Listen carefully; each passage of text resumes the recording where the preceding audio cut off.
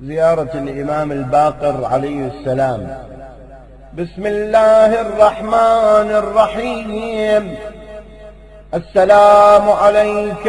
أيها الباقر لعلم الله،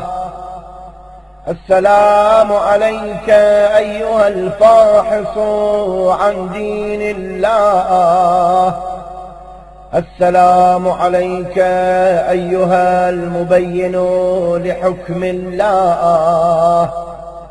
السلام عليك أيها القائم بقسط الله، السلام عليك أيها الناصح لعباد الله،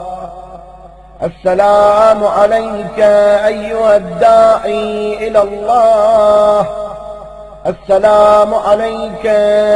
أيها الدليل على الله، السلام عليك أيها الحبل المتين،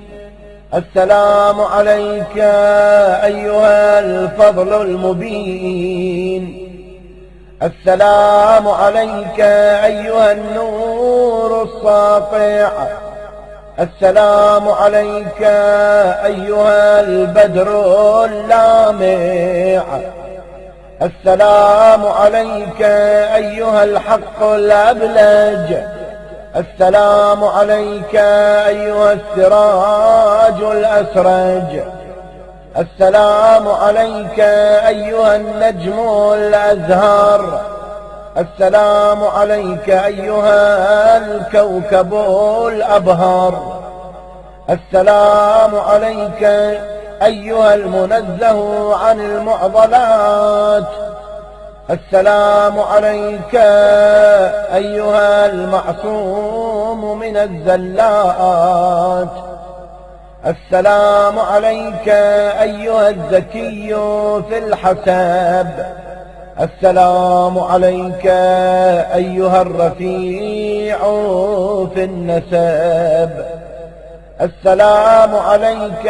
أيها القصر المشيد، السلام عليك يا حجة الله على خلقه أجمعين. أشهد يا مولاي أنك قد صدعت بالحق صدعا، وبقرت العلم بقرا، ونشرته نشرا،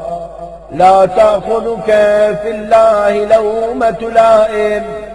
وكنت لدين الله غير مكاتم،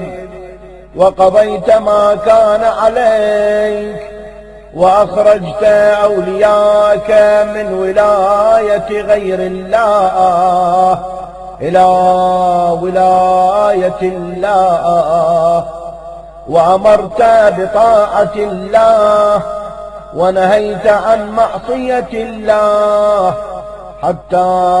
قبضك الله إلى رضوانه، وذهب بك إلى دار كرامته، وإلى مساكن أصفيائه،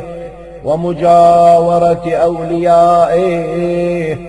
السلام عليك ورحمة الله وبركاته.